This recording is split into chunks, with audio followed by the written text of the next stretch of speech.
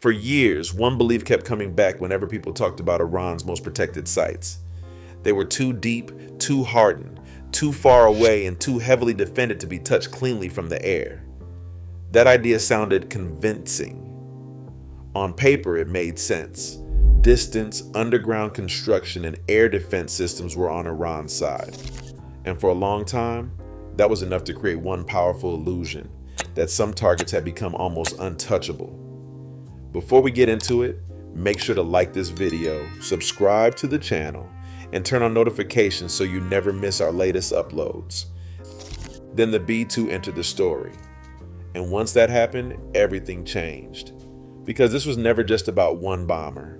It was never just about one strike. It was about what happens when a machine built for impossible missions is finally used against targets that were designed to survive almost anything. Suddenly, the old assumptions started falling apart. Distance did not look so safe anymore. Buried facilities did not look so invulnerable anymore. And the idea that modern air defenses alone could guarantee protection started to look a lot less certain. That is what makes this story so gripping in 2026. The real shock was not simply that stealth bombers could get there. The real shock was that they did get there. They did hit. And yet months later, the world was still trying to understand what had actually changed underground. That is what gives this story its tension. It is not a simple victory story. It is not a simple failure story either.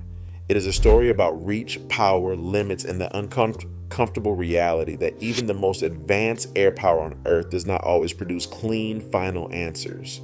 And that is exactly why the B-2 still fascinates people. At first glance, it does not even look like a normal aircraft. No tail, no classic bomber profile, no dramatic shape that screams speed or aggression. It looks more like a shadow cut into the sky. But that strange design is the whole point. The B-2 was built to do what other aircraft were not meant to do. It was designed to travel enormous distances, approach defended targets with a reduced chance of detection, carry specialized weapons, and strike where planners believed normal bombers would face far greater risk. That matters because stealth is not really magic. It is not some fantasy invisibility trick. It is something colder and more practical than that. It is about reducing the defender's clarity. It is about delaying recognition. It is about compressing reaction time until a defense system starts losing control of the timeline. And in air warfare, losing the timeline can mean losing everything. If detection comes too late, if tracking is unstable, if a handoff fails, if a response starts even slightly behind schedule, that tiny delay can become the entire story. That is why the B-2 is so unsettling. It changes the clock. And once the clock changes, so does everything else. For years, people talked about Iran's deeply buried sites as if DE-PEP itself was the final shield. If a facility sat under rock, reinforced layers, and hardened access points, then many assumed that air power could threaten the surface, but not the heart of the target. That belief gave those locations a certain aura. They were not just strategic sites. They became symbols of survival, symbols of distance, symbols of defense, symbols of the idea that some places could simply outlast attack. But the B-2 was built to challenge that idea, not by making war easy, by making certainty impossible. And that is what 2026 is really exposing. The old headline was all about whether stealth bombers could reach Iran's most protected targets. That part of the story is already over. The newer question is more intense than that. The real question now is what happens after the strike. What was damaged? What was collapsed? What was buried deeper than expected? What survived? What remained inaccessible? What can even be verified once the dust settles and the cameras are gone? That is the part that makes this feel current. Because in 2026, the story is no longer about arrival. It is about aftermath. And the aftermath is where modern warfare gets complicated fast. A stealth bomber can prove that a target is vulnerable. It can prove that distance is not enough. It can prove that defenses are not perfect. It can prove that highly protected infrastructure is still at risk. But that does not automatically mean every critical element of the target is gone. It does not mean every underground chamber is fully neutralized. It does not mean every question disappears the moment the bombs hit. In fact, sometimes a strike answers one question and creates 5 new ones. That is why this story feels bigger now than it did at the moment of impact.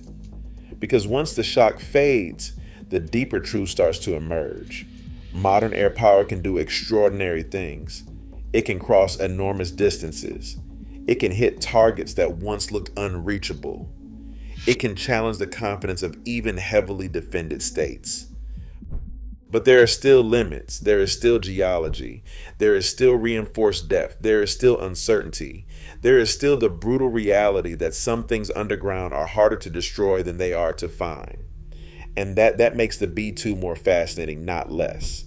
Because now it is not just a symbol of power.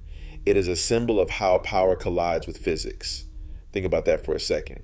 One of the most advanced stealth bombers ever built can travel huge distances, carry specialized bunker-busting weapons, slip into one of the most sensitive regions on Earth, and strike sites that were supposed to be among the hardest targets in existence. That alone sounds like the end of the story. But then 2026 arrives and the conversation becomes more complicated. The strikes were real, the damage was real, the impact was real. Yet the final picture remains incomplete. And incomplete is often far more unsettling than complete, because incomplete means the question is still alive. It means the target was not just a structure, it was a puzzle. It means the strike was not just an explosion, it was a test of stealth, a test of reach, a test of hard target warfare, and maybe most importantly, a test of how much certainty any military can truly claim when the most sensitive material is hidden beneath layers of earth, concrete, and time. That is why the B-2 still holds such a strange place in the public imagination. It does not need to flood the sky in huge numbers. It does not need to roar over cities for spectacle. It does not need to look dramatic in the usual way.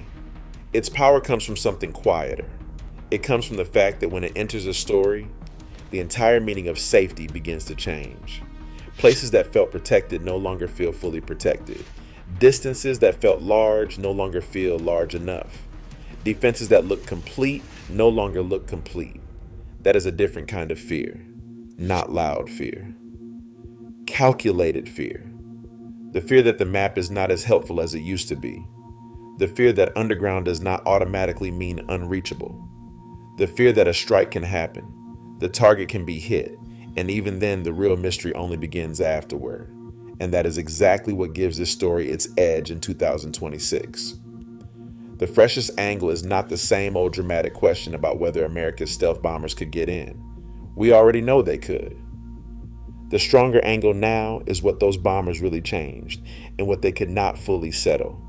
That is the part people want to understand now. Not just the route, not just the bombs, not just the visuals, the outcome, the uncertainty, the unfinished question beneath the mountain.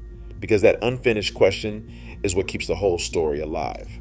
So when people use a title like Iran laughed at America's stealth bombers, what they are really reacting to is not literal laughter. They are reacting to confidence. To years of confidence in hardened sites, deep tunnels, layered defenses, and the belief that some targets could remain beyond practical reach.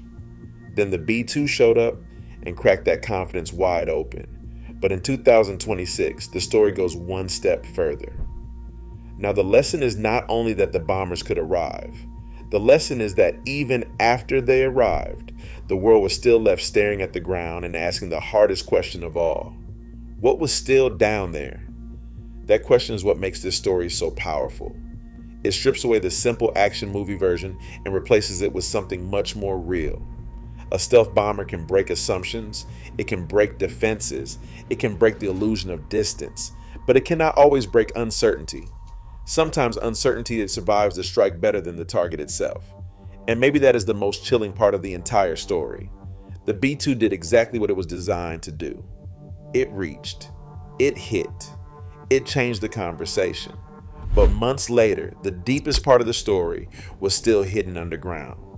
And that is why the 2026 version of this topic feels bigger than the original headlines ever did. The bombers came and went, the targets were struck, the world watched. But the real tension did not end when the mission was over. That tension only started the moment the silence returned. If you enjoyed this video, hit like, and subscribe to the channel. Let me know your thoughts in the comments. More videos like this are coming soon.